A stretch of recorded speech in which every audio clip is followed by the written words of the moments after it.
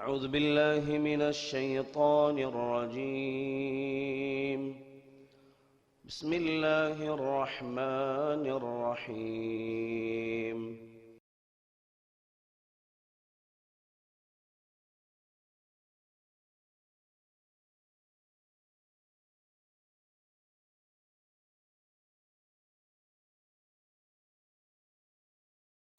السلام عليكم ورحمة الله وبركاته.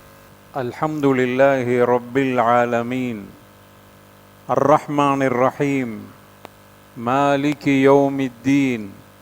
أشهد أن لا إله إلا الله وحده لا شريك له وأشهد أن محمدا عبده ورسوله. أما بعد، فإن أصدق الحديث كتاب الله، وخير الهدي هدي محمد صلى الله عليه وسلم، وشر الأمور محدثاتها، وكل محدثة بدعة، وكل بدعة ضلالة، وكل ضلالة في النار. فأعوذ بالله من الشيطان الرجيم. بسم الله الرحمن الرحيم. يا أيها الذين آمنوا اتقوا الله حق تقاته ولا تموتن إلا وأنتم مسلمون. رب اشرح لي صدري ويسر لي أمري واحلل عقدة من لساني يفقه قولي. எல்லா புகழும் புகழ்ச்சியும் ஏக இறைவன் அல்லாஹ் ஒருவனுக்கே சொந்தம். சாந்தி சமாதானம் நபிகள் நாயகம் ரசூலுல்லாஹி ஸல்லல்லாஹு அலைஹி வஸல்லம் அவர்கள் மீதும், அவர்கள் உற்றார் உறவினர்கள், சஹாபா தோழர்கள், தாபிஈன்கள், தபஉ தாபிஈன்கள், குறிப்பாக நாம் அத்துணை பேர்கள் மீதும் என்றும் நல்லவட்டமாக. அன்பான சகோதரர்களே, பெரியவர்களே, தாய்மார்களே, இன்றைய குத்பா பேருரையின் தலைப்பு இஸ்லாமிய வரலாற்றில் சாதனையாளர்கள் என்கிற அந்த இடத்தில் முதன்மை வகிக்கக்கூடிய ஒருவர் ரசூலுல்லாஹி ஸல்லல்லாஹு அலைஹி வஸல்லம் அவர்களால் சிறப்பாக சொல்லப்பட்டவர். இந்த இஸ்லாமிய மார்க்கத்திற்காக பல வகையில் தன்னை அர்ப்பணித்தவர். இன்று இஸ்லாம் யாராலும் வீழ்த்தப்படாமல் எத்தனை பிரச்சனைகள் வந்தாலும், எத்தனை தாக்குதல்கள் ஏற்பட்டாலும் வெற்றியோடும் வீரத்தோடும் இன்று வரைக்கும் இஸ்லாம் நிலைத்து நிற்கிறது என்றால் அந்த சாதனையாளர்களுடைய தியாகங்களில், அந்த இரத்தங்களில்தான் இந்த தீனுல் இஸ்லாம் நிலைத்து நிற்கின்றன, வளர்ந்து கொண்டிருக்கின்றன.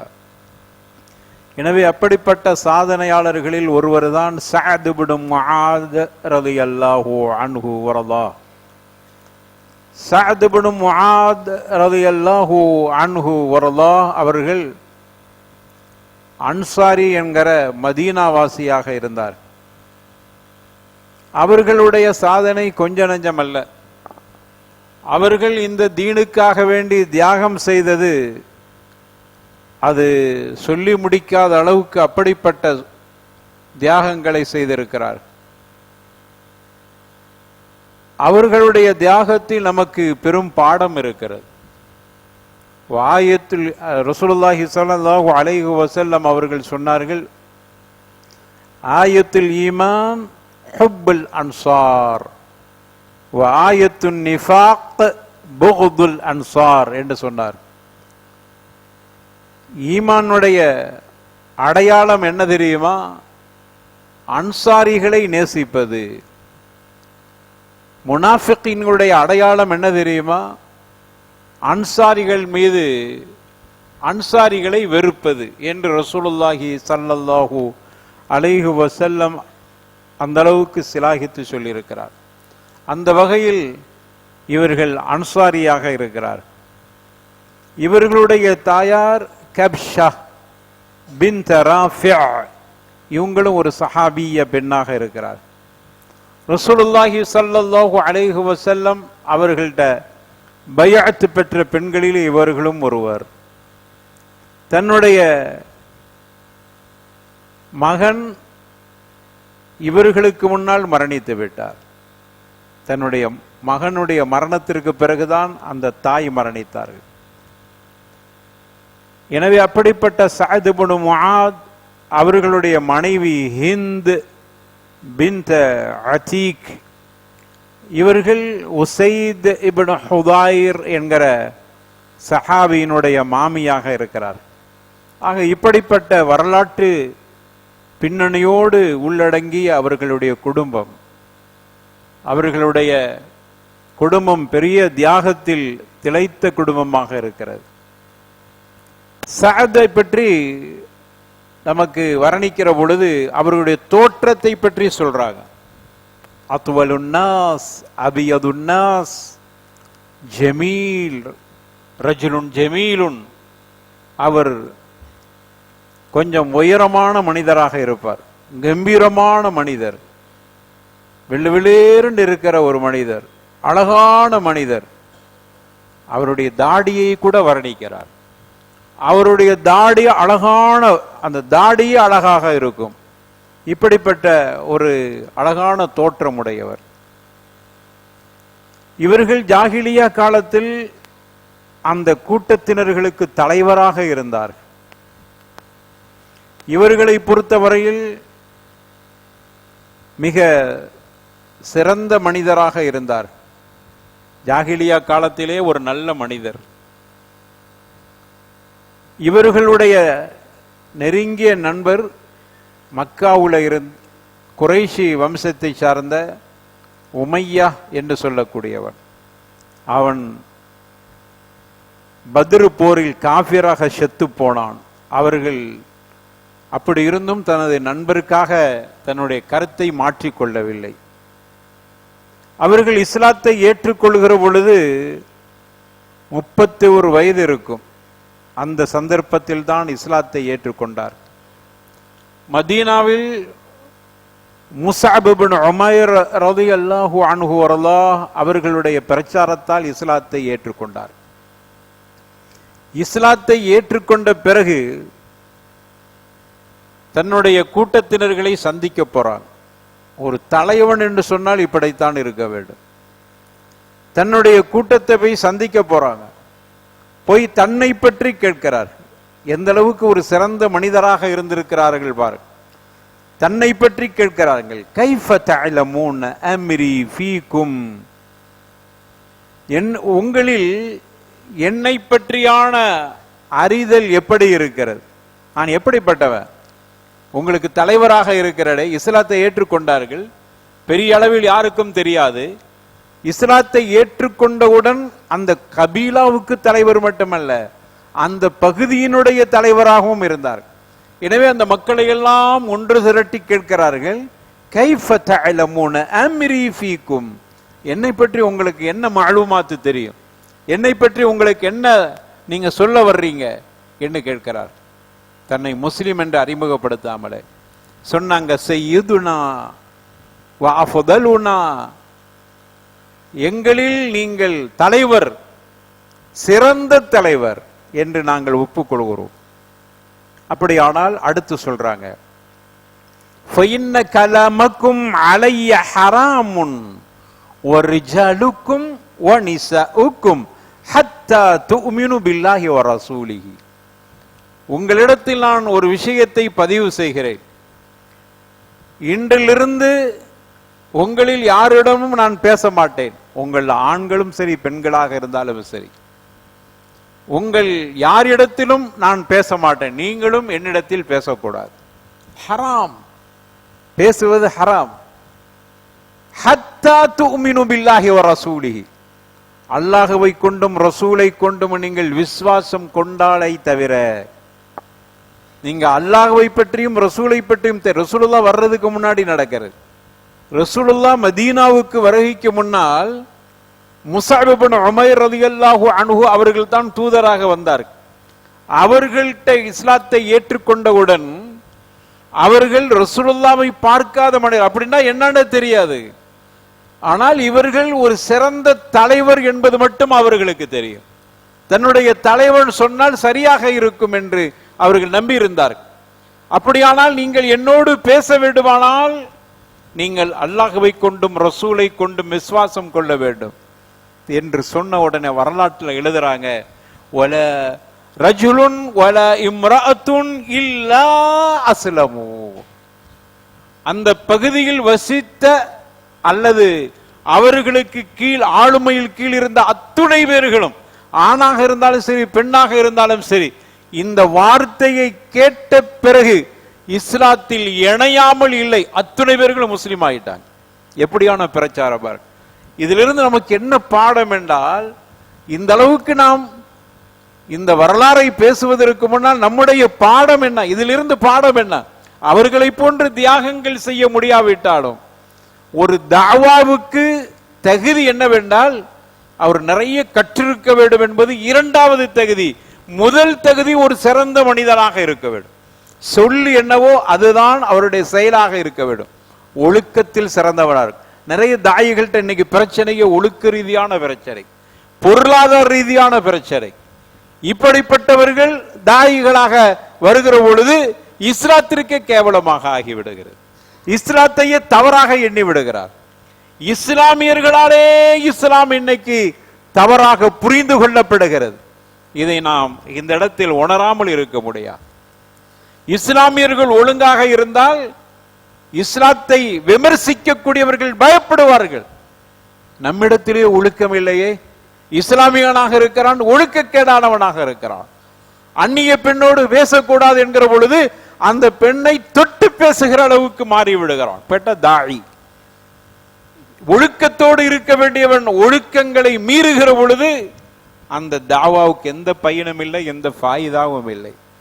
எனவே இஸ்லாம் நமக்கு ஒரு காயிதாவை, ஒரு சட்டத்தை சொல்லி தருகிறது. அதில் இந்த சஅத் இப்னு முஆத் ரலியல்லாஹு அன்ஹு அவர்களுடைய தாவாவை பாருங்க. ஒண்ணுமே பெரிய அளவில் அவர்கள் அல்லாண்டா யாருன்னா பெருசா அறிமுகம் படுத்தல, புத்தகங்களையோ குர்ஆனையோ கொண்டு போய் கொடுக்கவில்லை. அவர்கள் இந்த தலைவரை தெரிந்திருந்தார்கள். சஅத் இப்னு முஆத் அவரை பற்றி தெரிந்திருந்தார். இன்னைக்கு என்ன தெரியுமா, ஒரு தாயியை பற்றி தெரியாத வரைக்கும் நல்லது நினைக்க வேண்டியிருக்குது. அவன் இஸ்லாத்தை நல்ல முறையில் புரிஞ்சுக்கிறான். என்னை பற்றி முழுமையாக தெரிந்த பிறகு ஒருவனுக்கு நான் போய் இஸ்லாத்தை சொன்னால் அவன் இஸ்லாத்துக்கு வருவானா வரமாட்டானா என்கிற அளவில் தான் இன்னைக்கு தாயிகளுடைய நிலை இருக்கிறது. நம்மை நாம் சீர் செய்து கொள்ள வேண்டும். அங்க அப்படி அல்ல, ஒரு மனிதனை பற்றி தெளிவாக தெரிந்திருக்கிறது. சஅத் இப்னு முஆத் எப்படிப்பட்டவர்? சய்யதுனா வ அஃதலுனா, எங்களில் சிறந்தவர், சிறந்த தலைவர் நீங்க. அப்படியானால் நான் சொல்கிறேன், என்னோடு இனி நீங்கள் பேச வேண்டுமானால் அல்லாஹ்வை ரசூலை கொண்டு விசுவாசம் கொள்ள வேண்டும். அத்துணை பேர்களும் செவிமடித்தார்கள், இஸ்லாத்தை ஏற்றுக்கொண்டார். இப்படித்தான் அந்த பகுதியில் இஸ்லாத்தை ஏற்றுக்கொண்டார். அடுத்ததாக ரசூலுல்லாஹி ஸல்லல்லாஹு அலைஹி வஸல்லம் மதீனாவுக்கு வந்த பிறகு அவர்களை போய் சந்திக்கிறார். யூதர்களும் வந்தார்கள். அந்த வரலாறுலாம் நமக்கு தெரியும், யூதர்கள் எப்படி உள்ளே வந்தார்கள். அவர்கள முனாஃபிகீன்களும் இருந்தார்கள்.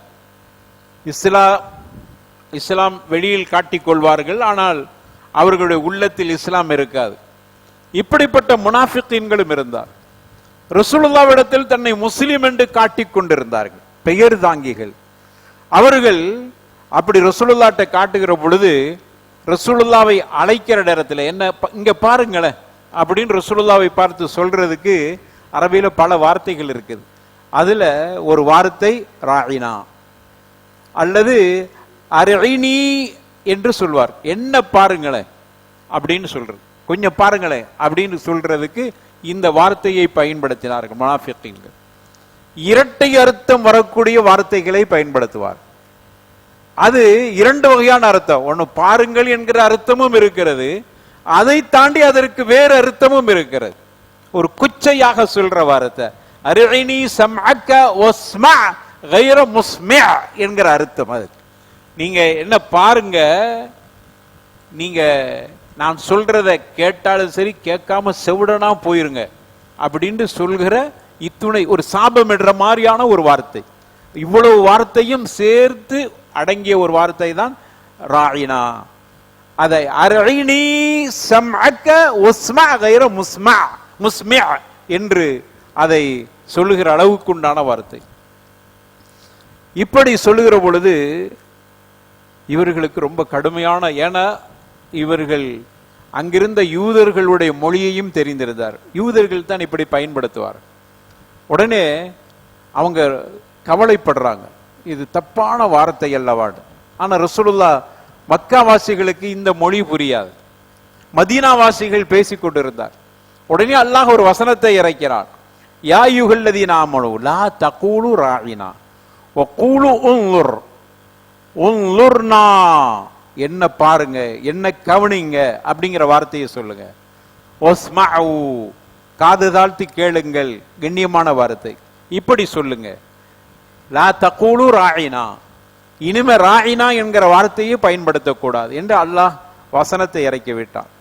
இந்த வசனம் இறங்கினவுடன் அவர்கள் எல்லா மக்கள்கிட்டையும் ஒரு வார்த்தையை சத்தியம் பண்ணி சொல்றாங்க, அலைக்கும் லஅனத்துல்லாஹ் லஇன் சமிஅதஹா மின் ரஜுலின் மின்கும், இனிமேலிருந்து இப்படி ஒரு வார்த்தையை உங்களில் யாராகிலும் சொல்வதை நான் கேட்டால் லஅத்ரிபன்ன உன்கஹ், உங்களுடைய கழுத்தை நான் சீவி விடுவேன்.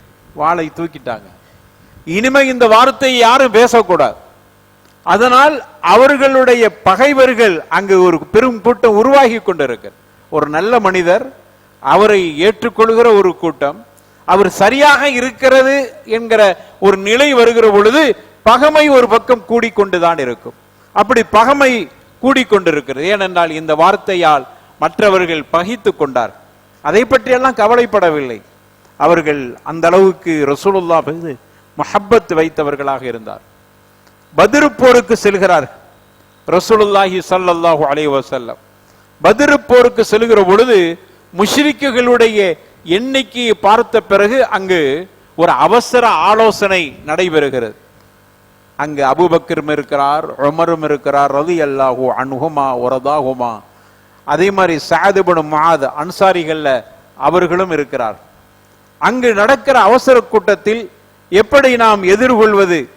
அவர்களுடைய கூட்டம் பெரும் கூட்டமாக இருக்கிறது, ஆயுதங்கள் பலமாக வைத்திருக்கிறார்கள். நம்மிடத்தில் பெரிய ஆயுதம் இல்லை, பெருங்கூட்டம் இல்லை, என்ன செய்வது என்று ஆலோசனை செய்கிற பொழுது அபூபக்கர் ரலியல்லாஹு அன்ஹு ஒரு கருத்தை சொன்னார்கள், உமர் ரலியல்லாஹு அன்ஹு ஒரு கருத்தை சொன்னாங்க, வரலாற்றில் பதிவு செய்யப்பட்டிருக்கிறது.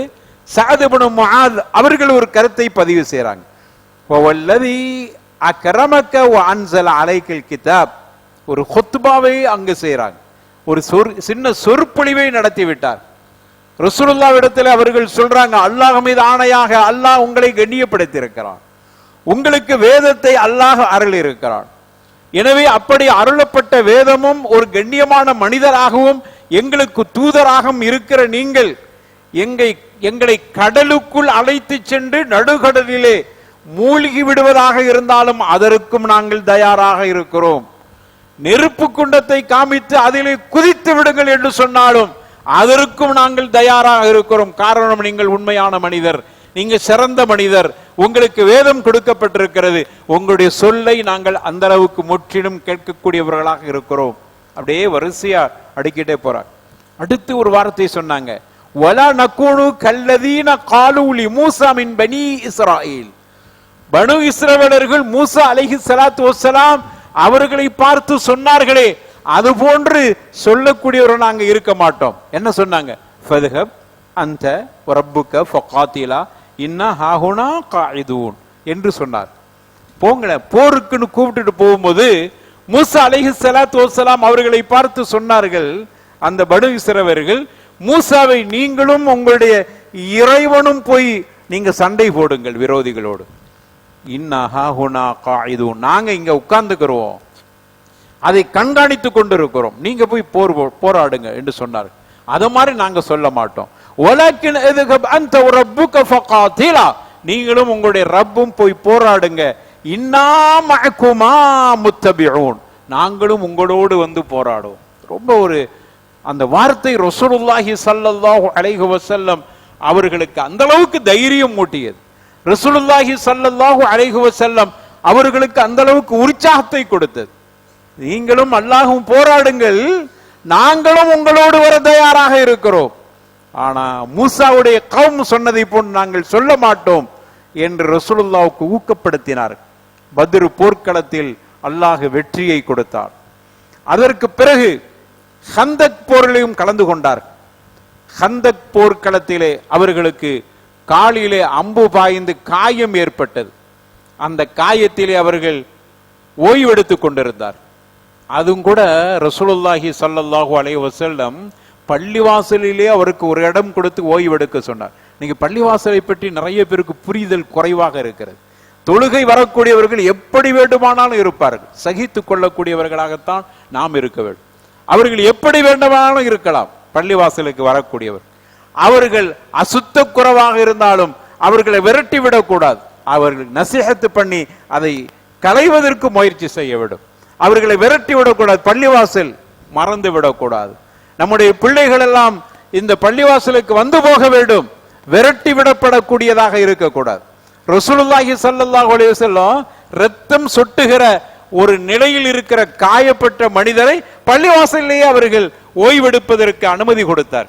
ஒரு கிராமப்புற அரபி பள்ளிவாசலிலேயே சிறுநீர் கழித்தார். அதை சுத்தப்படுத்தினார்கள். அவர் பள்ளிவாசலுக்குள்ள இனிமே வராதுன்னு சொல்ல இல்லை, மாறாக பள்ளிவாசல்னா என்னன்னு புரிய வைத்தார்.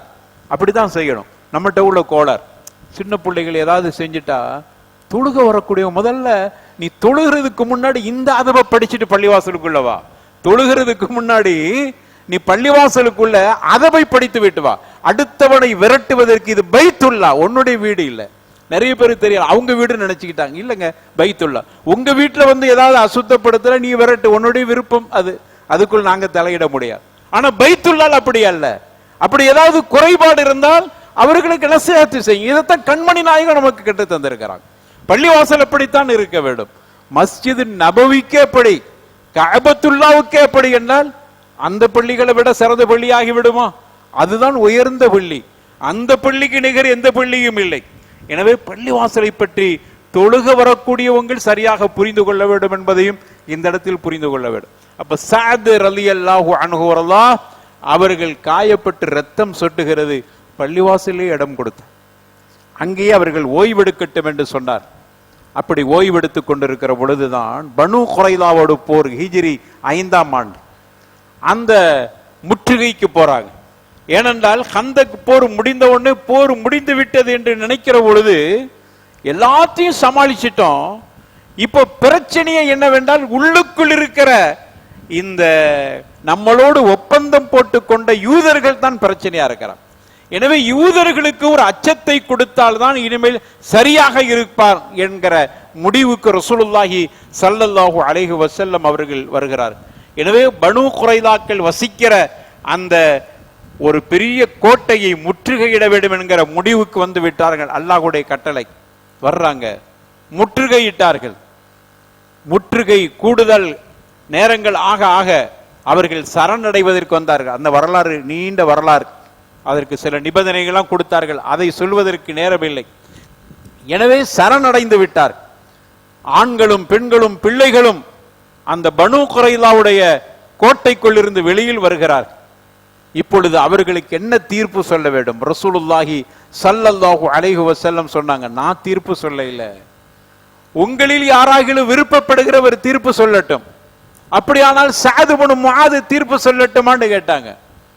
அவர்கள் நினைத்து கொண்டார்கள், யூதர்கள் சஅத் இப்னு முஆத் அந்த பகுதியில் ஆரம்ப காலத்தில் வசித்தார்கள், எனவே நமக்கு சாதகமாக அவர் தீர்ப்பு சொல்வார் என்று புரிந்து கொண்டார். அப்படி புரிந்து, ஆனால் சஅத் இப்னு முஆத் அங்கு வரவில்லை. அவர்கள் பள்ளிவாசல்ல ஓய்வெடுக்கிறாங்க. பனு குறைலாவுடைய அந்த போரில் அவர்களால் கலந்து கொள்ள முடியவில்லை, அவர்களுடைய உடம்பில் காயம். எனவே ரசூலுல்லாஹி ஸல்லல்லாஹு அலைஹி வஸல்லம் அவர்களை கழுதையில் புறப்பட்டு வருமாறு சொல்றாங்க.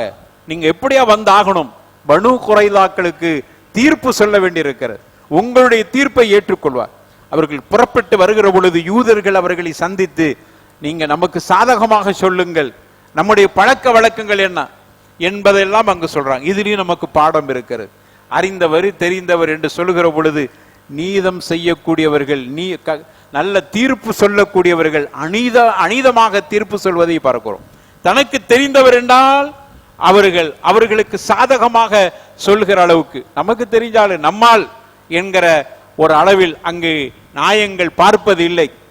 இந்த நிலை சஅத் இப்னு முஆத் இடத்தில் இல்லை. அவர்கள் எனக்கு எது சரிப்படுகிறதோ அதை தீர்ப்பாக சொல்வேன் என்று சொல்லிவிட்டு வருகிறார். பனு குறைதாக்கள் அங்கு நிறுத்தப்பட்டிருக்கிறார்கள். அப்பொழுது சொன்னார்கள் ரசூலுல்லாவை பார்த்து, அல்லாஹ்வுடைய தூதரை, நான் தீர்ப்பு சொன்னால் நீங்கள் ஏற்றுக்கொள்வீர்களா? பனு குறைதாக்களை நான் தீர்ப்பு சொன்னால் நீங்கள் ஏற்றுக்கொள்வீர்களா? மக்களை நான் தீர்ப்பு சொன்னால் ஏற்றுக்கொள்வீர்களா? அனைவர்களுடைய சம்பந்தம் அங்கு வந்த பிறகுதான் தீர்ப்பே சொன்னார். அப்படி சொல்லுகிற பொழுது அவங்க சொன்னாங்க, இந்த பனு குறைதா ஆண்கள் அனைவர்களையும் அவர்களை கொன்று விடுங்கள், பெண்களை நீங்கள் கைது செய்து கொள்ளுங்கள், குழந்தைகளை அந்த தாயிடத்திலே ஒப்படைத்து விடுங்கள், அவர்களுடைய பொருள்களை எல்லாம் கனிமத்து பொருள்களாக ஆக்கி அதை எல்லோருக்கும் பங்கீடு செய்து விடுங்கள் என்று தீர்ப்பை சொன்னார். சொன்ன உடனே ரசூலுல்லாஹி ஸல்லல்லாஹு அலைஹி வஸல்லம் சொன்னாங்க, ஹக்கம்த பிஹுக்மில்லாஹ், அல்லாஹ் சொன்ன மாதிரியே தீர்ப்பு சொல்லிட்டீங்க. அல்லாஹ் எனக்கு இப்படித்தான் தீர்ப்பு சொன்னான், அந்த தீர்ப்பையை நீங்க சொல்லிட்டீங்க சஅத் என்று ரசூலுல்லாஹி ஸல்லல்லாஹு அலைஹி வஸல்லம் பாராட்டு தெரிவித்தார். உண்மையிலேயே அது நீதமான தீர்ப்பு தான். அனைத்து ஆண்களும் கொல்லப்படுகிறார். ஏன்னா மன்னிப்பு இல்லையா என்று கேட்டால், அதற்கு பிறகு அவர்களுடைய வீடுகளை சோதனை செய்கிற பொழுது வரலாற்றில் எழுதுறாங்க, அவர்களுடைய வீடுகளை சோதனை செய்கிற பொழுது முஸ்லிம்களை அழிப்பதற்காக வேண்டி அவர்கள் கிட்டத்தட்ட 1500 வாள்களை வைத்திருந்தார்கள், 2000 ஈட்டிகளை வைத்திருந்தார்கள், 300 கவச ஆடைகளை வைத்திருந்தார்கள், 500 இரும்பு கோட்டைகளை வைத்திருந்தார்கள். இப்படி அவர்கள் முஸ்லிம்களை ஒழிப்பதற்காக வேண்டி பெரிய திட்டமை தீட்டியிருந்தார். எனவே சஅத் சொன்ன தீர்ப்பு சரியான தீர்ப்பு என்பதை நாங்கள் புரிந்து கொண்டோம். இந்த தீர்ப்பை தான் அல்லாஹ்வும் சொல்ல இருக்கிறார் என்று ரசூலுல்லாஹி ஸல்லல்லாஹு அலைஹி வஸல்லம் சொன்னார். இந்த அளவுக்கு சஅத் ரலியல்லாஹு அன்ஹு அவ்வளவு பெரிய ஒரு தியாகங்களை செய்திருக்கிறார்கள். இந்த மார்க்கத்திற்காக வேண்டி அவர்கள் தன்னுடைய உயிரையே கொடுத்திருக்கிறார். எனவே இப்படி ஒரு தீர்ப்பை சொன்ன பிறகு அவர்கள் தன்னுடைய இருப்பிடத்திற்கு சென்று விட்டார். ஆனால் உடல்நிலை பாதிக்கப்பட்டு கொண்டிருக்கிறது. அவருடைய உடம்பில் ரத்தம் ஓடி பள்ளிவாசல் வழியே ரத்தம் ஓடுது, பள்ளிவாசல் நடக்குது, ரத்தம் ஓடி அவர்கள் மற்ற பகுதிகளுக்கெல்லாம் செல்ற அளவுக்கு அவ்வளவு தூரத்துக்கு ரத்தம் அவருடைய உடம்பிலிருந்து வெளியாகிறது. இப்படிப்பட்ட நிலையில் அவர்கள் செய்த துவா, அவர்கள் என்ன துவாவை செய்தார்கள் பாருங்கள். இதுதான் அவர்களுடைய தியாகத்துக்கு மிகப்பெரிய எடுத்துக்காட்டாக இருக்கிறது. எனவே இந்த சாதனையாளர்கள் வரலாறுகள் நமக்கு அதில் பல வகையான பாடங்கள் இருக்கிறது. அந்த தியாகங்களை தெரிந்து கொள்வது மட்டுமல்ல, அதில் ஒரு சிறிய அளவாவது நம்மிடத்தில் இருக்கிறதா என்று ஒப்பிட்டு பார்ப்பதற்குத்தான் இந்த வரலாறுகள் சொல்லப்படுகிறது. அல்லாஹ் ரப்பல் ஆலமீன் அப்படிப்பட்ட நல்ல கூட்டத்தை நம்மை சேர்த்தருள்வானாக. ஆகிர் தஅவானா அனில் ஹம்துலில்லாஹி ரப்பில் ஆலமீன். அல்ஹம்துலில்லாஹ் வஸ்ஸலாத்து வஸ்ஸலாமு அலா ரசூலில்லாஹ் வ அலா ஆலிஹி வ ஸஹ்பிஹி அஜ்மஈன். அம்மா பஅத். அன்பான சகோதரர்களே, சஅத் இப்னு முஆத் இந்த பனு குறைலாவுக்கு எதிரான ஒரு தீர்ப்பை சொல்லிய பிறகு மதீனா மஸ்ஜித் நபவியிலே வந்து அவர்கள் ஓய்வெடுக்கிறார். அவருடைய உடம்பில் ரத்தம் வடிகிறது. துவா செஞ்சாங்க, ஒரு துவா, அல்லாஹும்ம இன் குந்த அப்கைத மின் ஹர்பி குரைஷ், அல்லாஹ்வே இந்த குறைஷிகளோடு போர் புரிதல் என்பது இன்னும் நீடிக்குமானால் என்னுடைய உயிரை ஹயாத்தை போட்டு வை, என்னுடைய உடல்நிலையை சரியான முறையில் சீராக்கு. எதற்கு தெரியுமா? ஆசையை பாருங்க. எதற்கு தெரியுமா? இந்த முஷ்ரிக்கு கூட்டத்தோடு நான் போராட வேண்டும், மீண்டும் பெரிய போராளியாக இருக்க வேண்டும். காரணம், ரசூலுல்லாஹி ஸல்லல்லாஹு அலைஹி வஸல்லம் அவர்கள் நோவினைப்படுத்தினார்கள், அவர்களை பொய்ப்படுத்தினார்கள், அவர்கள் வசித்த இல்லங்களிலிருந்து விரட்டி அடித்தார்கள். எனவே அப்படிப்பட்ட முஷ்ரிக்குகளோடு போராடுவதற்கு என்னுடைய உயிரை நீ இறைவா மீட்டி கொடுப்பாயாக, எனக்கு நல்ல ஆரோக்கியத்தை தருவாயாக. அடுத்து கேட்டாங்க, இவர்களோடு போர் என்பது முடிந்து விட்டது என்று இருக்குமானால் இந்த ஹந்தக் போர்க்களத்திலே எனக்கு ஏற்பட்ட இந்த காயத்தினுடைய ஒரு நிலையிலேயே நான் மூத்தாகி விட வேண்டும், ஷஹீதுடைய அந்தஸ்து கிடைக்கும். போர்க்களத்தில் ஒரு காயம்பட்டு அந்த இடத்திலே மரணித்தால் ஷஹீது, காயம்பட்டு அதற்கு பிறகு அந்த காயத்திலேயே இருந்து ரொம்ப நாள் சென்று மூத்தா போனாலும் அவரும் ஷஹீது தான். ஏனென்றால் பாதிப்பு அந்த போர்க்களத்தில் ஏற்பட்டது. எனவே அந்த அடிப்படையில் இந்த காயத்தோடையே என்னை மரணிக்க செய்வாயாக என்று இப்படியாக அவர்கள் துவா செய்தார்கள். அல்லாஹ் அவர்களுடைய துவாவை ஏற்றுக்கொண்டான். ஹிஜ்ரி 5ஆம் ஆண்டு அவர்கள் இஸ்லாத்தை ஏற்று சொற்ப நாளிலே 37 வயதிலேயே அவர்கள் ஷஹீதாகிவிட்டார். 30 அல்லது 31 இஸ்லாத்தை ஏற்றுக்கொண்டார். 30 என்கிற ரிவாயத்தும் இருக்கிறது, 31. ஆக 7 ஆண்டுகள் பெரிய ஒரு தியாகத்தை செய்திருக்கிறார். எந்த அளவுக்கு அவருடைய மரணத்தை பற்றி ரசூலுல்லாஹி ஸல்லல்லாஹு அலைஹி வஸல்லம் அவர்கள் சொல்கிற பொழுது இவர்களுடைய இஹ்தஸ்ஸ அர்ஷுர் ரஹ்மான் லிமௌத்தி சஅத் என்று சொன்னார். சஅதுடைய மரணத்தை கேட்டு ரஹ்மானுடைய அரிஷே அப்படி குலுங்கி விட்டது என்று சொன்னார். அப்படியே நடுங்கி விட்டது. அந்த அளவுக்கு சஅதுடைய மரணம் பெரிய ஒரு பாதிப்பை ஏற்படுத்தியது. எந்த அளவுக்கு என்ற ரசூலுல்லாஹி ஸல்லல்லாஹு அலைஹி வஸல்லம் சொன்னாங்க, ஒரு முறை ரசூலுல்லாஹ்வுக்கு ஒரு பட்டாடை யாரோ ஒரு அன்பளிப்பா கொடுக்கறாங்க. அதை வாங்கி சஹாபாக்கள்ல பாவம் ஏழ்மை, அவர்கள் பட்டாடையை பார்த்ததே இல்லை. ஒவ்வொருத்தரும் பார்த்து அதை தேய்த்து இவ்வளவு ரொம்ப நைஸா இருக்குதே, இவ்வளவு மெல்லிசாக இருக்கிறது என்று அதை அப்படியே தேய்த்து தேய்த்து பார்த்து ஆச்சரியப்பட்டு போனார். அப்ப ரசூலுல்லாஹி ஸல்லல்லாஹு அலைஹி வஸல்லம் சொன்னாங்க, இதற்கு போய் ஆச்சரியப்படுறீங்களே, அத்தஅஜபூன மிலீனி ஹாதிஹி, இந்த ஆடையினுடைய மென்மையை பார்த்து இவ்வளவு ஆச்சரியப்படுறீங்களே, அப்படியானால் உங்களுக்கு தெரியுமா, லமனதீலு சஅத் இப்னு முஆத் கைரும் மின்ஹா அவ் அலியனு என்று சொன்னார். நாளை மறுமையில சொர்க்கத்திலே முகம் துடைப்பதற்காக வேண்டி சஅதுக்கு ஒரு மிந்தில் கொடுக்கப்படும், ஒரு கர்ச்சிப் கொடுக்கப்படும். அந்த கர்ச்சிப் இருக்கிறதே அது இதைவிட மிக மிக சிறந்ததாகவும் மிக மிக மெல்லிசானதாகவும் மிக மிக அது தடவி பார்த்தாலே அவ்வளவு நைஸாக இருக்கும். அப்படிப்பட்ட ஒரு சிறந்த மிந்தியில் அவருக்கு கர்ச்சிப் கொடுக்கப்படும் என்று ரசூலுல்லாஹி ஸல்லல்லாஹு அலைஹி வஸல்லம் அவர்கள் சிலாகித்து சொன்னார். அந்த அளவுக்கு ஒரு சிறந்த மனிதர். அதே மாதிரி சஅதுடைய மரணம் ரசூலுல்லாஹி ஸல்லல்லாஹு அலைஹி வஸல்லம் அடக்குவதற்கு கபரு கிட்ட வருகிற பொழுது, கபர் எல்லாம் தோண்டப்பட்டு அடக்க போகிற பொழுது சுப்ஹானல்லாஹ் என்ற ஆச்சரியத்தோடு கத்தினார். அங்க இருந்தவர்கள் கேட்டாங்க, என்ன சுப்ஹானல்லாஹ்ங்கறீங்களே? சஅதுடைய உடம்பை கபர் நெருக்குவதை பார்த்தேன்.